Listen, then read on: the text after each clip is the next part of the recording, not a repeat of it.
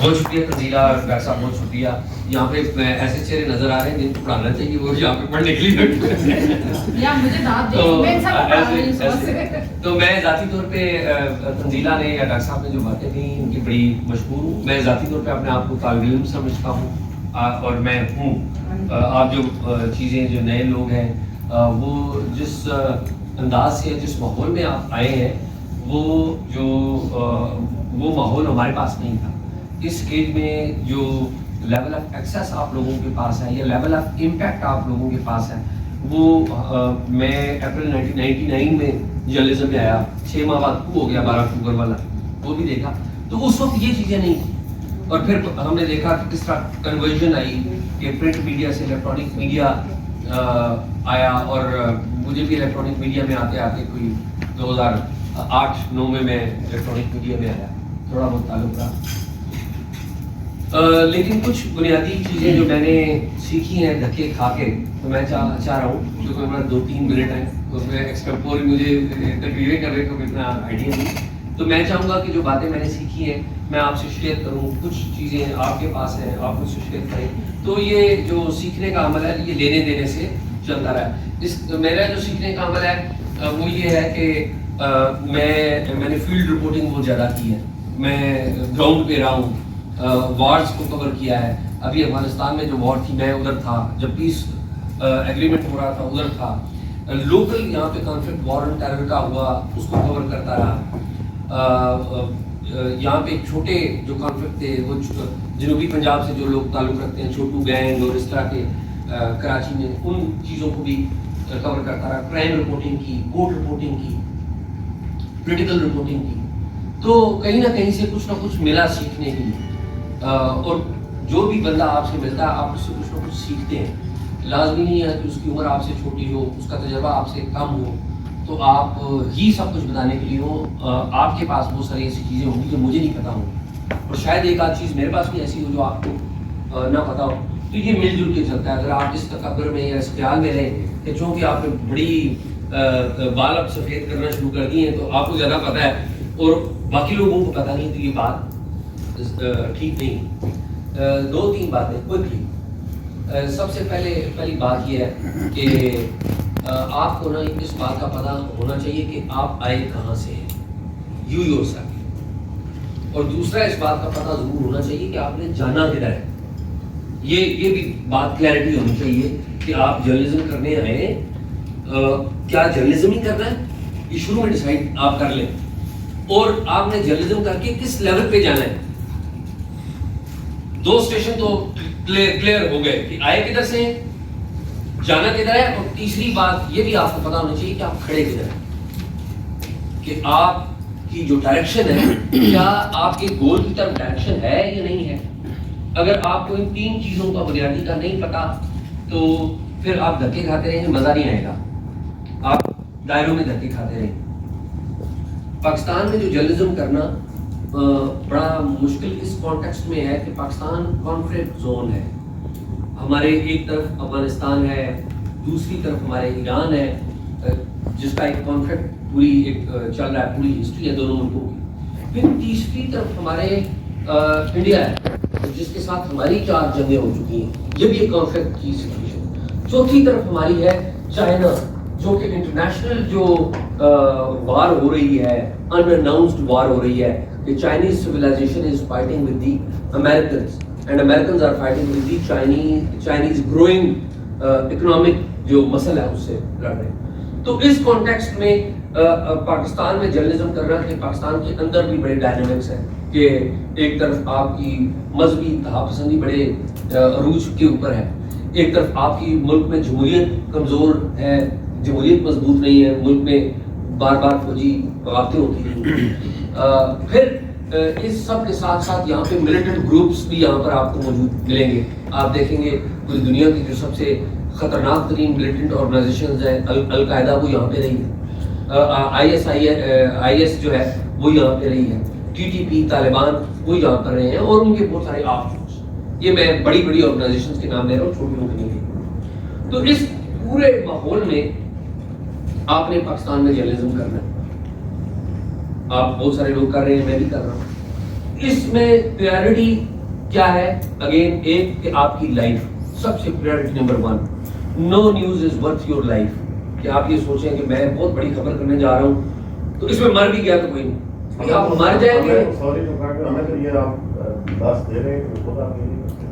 نہیں وہ تو ہر بندہ اپنی اپنا رسک کیلکولیشن کرتا ہے. ٹھیک ہے, آپ ٹھیک کہہ رہے ہیں کہ میں جب افغانستان ابھی لاسٹ ٹائم جانے لگا تھا, طالبان نے جب کام شروع کیا مجھے سارے بندوں نے روکا, مجھے ہمارے سلیم صافی بھائی ہیں انہوں نے روکا, مجھے ہمارے دفتر کی مینجمنٹ نے روکا کہ اس وقت نہ جائیں وہاں پہ. جو افغان حکومت بھی ہمارے خلاف ہے, طالبان افغان حکومت پہ اٹیک کریں, آپ کابل میں ہوں گے, یہ ٹھیک بات ہے کہ وہ, لیکن ہر بندے کی جی جی آئی نو کہ میں بھی وہ عابد بھائی کو بیک گراؤنڈ سے اتنے پتہ ہے تو میں کہنے لگی تھی کہ اور اس میں گفتگو رہ جائے گی, وہ بڑی ضروری بات میں نے بالکل یہ بتایا. نہیں عابد بھائی مطلب دیکھنا اپنا ذاتی, میں تو حیران ہوں ادھر بیٹھے کیوں ہیں. وہ آپ ان سے پوچھیں گے تھوڑی دیر فیڈ بیک لیجیے گا. تو چلیے, تو پہلی بات یہ کوئی بھی خبر جو ہے وہ آپ کی جان سے زیادہ قیمتی نہیں ہے. آپ کو اپنا رسک کیلکولیٹ کرنا پڑے گا, اور اگر اس رسک میں اگر آپ کی جان جا رہی ہے تو that news is not important because you are important. Number 1. پھر دوسری جو بات ہے وہ میں بات کہہ کے ختم کرتا ہوں کہ پاکستان میں جب آپ نے رہنا ہے تو آپ کی سمت یا ڈائریکشن آپ نے طے کرنی ہے. شارٹ کٹ بھی ہیں کہ شارٹ کٹ سے آپ بن جائیں, اور ایک ہے سالڈ رستہ کہ محنت کریں سالڈ طریقے سے. ٹائم لگے گا, آج کل تو ٹائم بھی نہیں لگتا. اگر آپ کے اندر میٹل ہے سیکھنے کا ہے تو آج کل تو ٹائم بھی نہیں لگتا. پوری دنیا میں آج تک جو سب سے بڑی خبر کون سی ہے؟ ڈاکٹر صاحب آپ سے سوال نہیں ہے, میں آپ سب دوستوں سے ایک سوال کروں, پتہ ہے آج تک پوری دنیا میں سب سے بڑی خبر آج تک انویسٹیگیٹو جرنلزم کے اعتبار سے بات کر رہے ہیں 9/11 تو انسیڈنٹ تھا نا. انویسٹیگیٹو جرنلزم کوئی ایک بتایا, سارے جرنلزم پڑھے ہوئے یہ سندھ سے کون ہے؟ ایک بندہ پنجاب سے, سارے پنجاب سے, سارے پنجاب سے, 2 ہیں آپ کے پیچھے. اچھا تو 2-3 کے پیچھے ظاہر پری ڈومیننٹلی پنجاب, تو سب جرنلزم پڑھ کے آئے. ٹھیک ہے, میں ابھی آپ کو بتاتا ہوں پوری دنیا کے انویسٹیگیٹو جرنلزم میں جو سب سے بڑی سٹوری آئی آج تک وہ تھی واٹر گیٹ اسکینڈل. باب وڈ نے واٹر گیٹ اسکینڈل دیا تھا. باب وڈ کبھی آپ گوگل کریں تو آپ کو کہ انہوں نے خبر دی تھی کہ یہ جو واٹر گیٹ بلڈنگ تھی جو کہ اپوزیشن ڈیموکریٹ جماعت کی تھی امریکہ میں, تو ڈیموکریٹ جماعت کا جو سینٹر تھا نا وہ اس کو کہتے ہیں, یہ لمبی کہانی میں شارٹ بتا رہا ہوں, ان کا جو پارٹی کا ہیڈ تھا نا وہ واٹر گیٹ بلڈنگ تھی. ٹھیک ہے, جس میں ساری پارٹی پالیسی بناتی ہیں, تو معلومات جو ہوتی ہیں وہ ہوتی ہیں نا. تو اس وقت کے جو صدر تھے نکسن صاحب, رچرڈ نکسن, وہ پریزیڈنٹ تھے اور وہ اپنی اگلی ٹرم کے لیے الیکشن لڑ رہے تھے. تو رچرڈ نکسن صاحب نے یہ جو واٹر گیٹ بلڈنگ ہے اس کے اندر خفیہ آلات لگا کے معلومات دینی شروع کر دی, اور اس کی جو اطلاع دی تھی وہ باب وڈ جو جرنلسٹ ہیں بڑے مشہور, واشنگٹن کے ایگزیکٹو ایڈیٹر ہیں آج کے, انہوں نے بھی ان کی بہت ساری کتابیں آئی ہیں اس موضوع کے اوپر.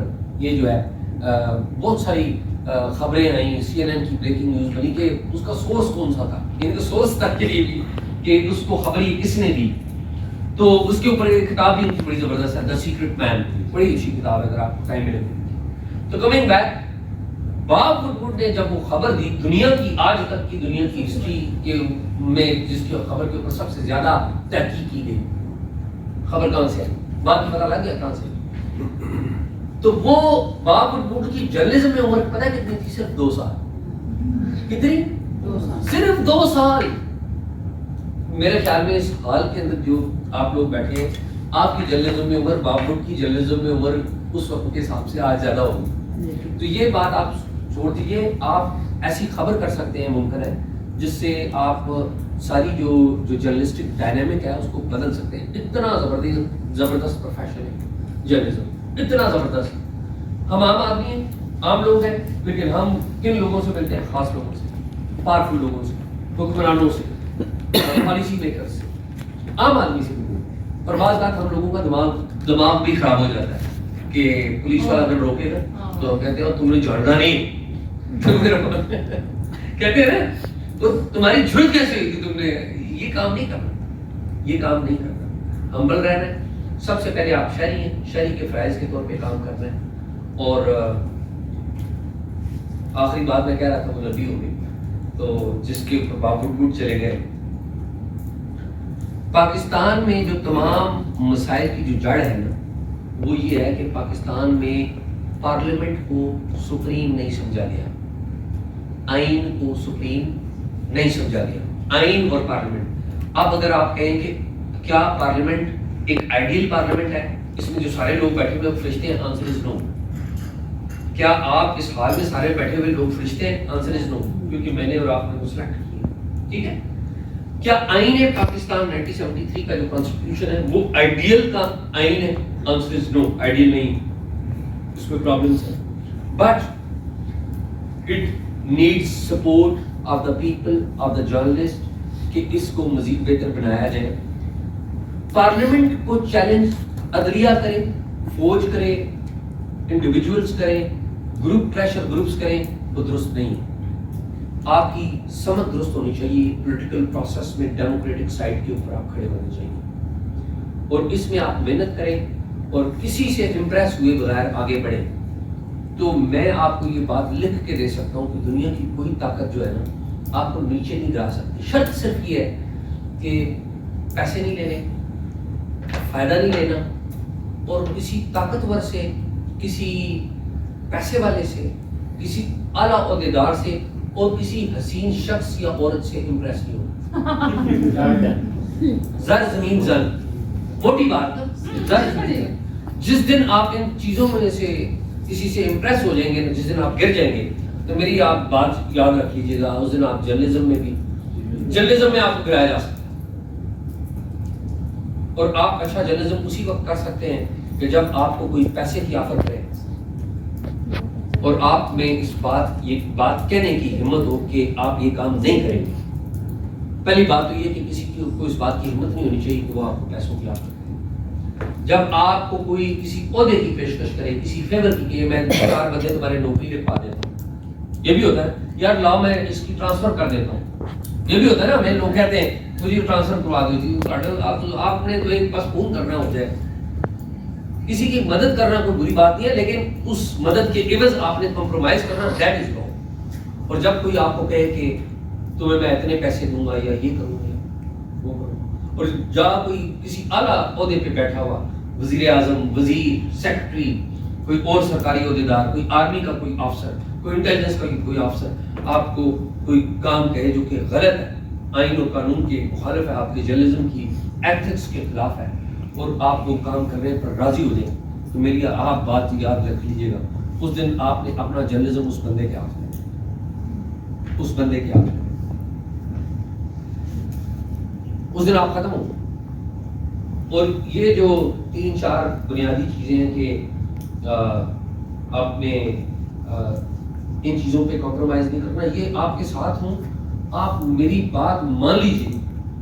بہت سارے لوگ آپ کو ڈسکریج کریں گے. اب آپ آتے ہیں نا، نوجوان ہیں ابھی، بہت سارے آپ کے لوگ سینئرز ہوتے ہیں، وہ کہتے ہیں یہ خبر کیا لے آئے، یہ بکواس لے آئے، کہتے ہیں ڈسکریج کرتے ہیں. ڈسکریج بھی نہیں ہونا، ڈسکریج بھی نہیں ہونا، کیونکہ بعض لوگ جو ہے ہمارے ملک میں ڈسکریجمنٹ جو ہے نا وہ زیادہ کرتے ہیں کہ مجھ سے آگے نہ نکل جائے. وہ لوگ اندر سے انسیکیور ہوتے ہیں، اندر سے انسیکیور ہوتے ہیں. اس نے کہا کہ جوان نظروں پہ کب انگلی اٹھانا بھول جاتے ہیں، جوان نظروں پہ کب انگلی اٹھانا بھول جاتے ہیں، پرانے لوگ ہیں اپنا زمانہ بھول جاتے ہیں، پرانے لوگ ہیں اپنا زمانہ بھول جاتے ہیں. اور آخری بات کہ اس نے کہا جب کوئی ٹوٹی سی کشتی بھی بغاوت پر اتر آئے، بے شک آپ چھوٹے ہیں، کمزور ہیں آپ کے، لیکن آپ سچ کے ساتھ کھڑے ہیں. جب کوئی ٹوٹی سی کشتی بھی بغاوت پر اتر آئے تو کئی دن تک یہ طوفان سر اٹھانا بھول جاتے ہیں. تو آپ ایمانداری سے کام کریے، محنت کریے، سمت اپنی درست رکھیے. میں آپ کو ایمانداری سے بات بتاؤں، میں اس شہر میں چلتا رہا ہوں،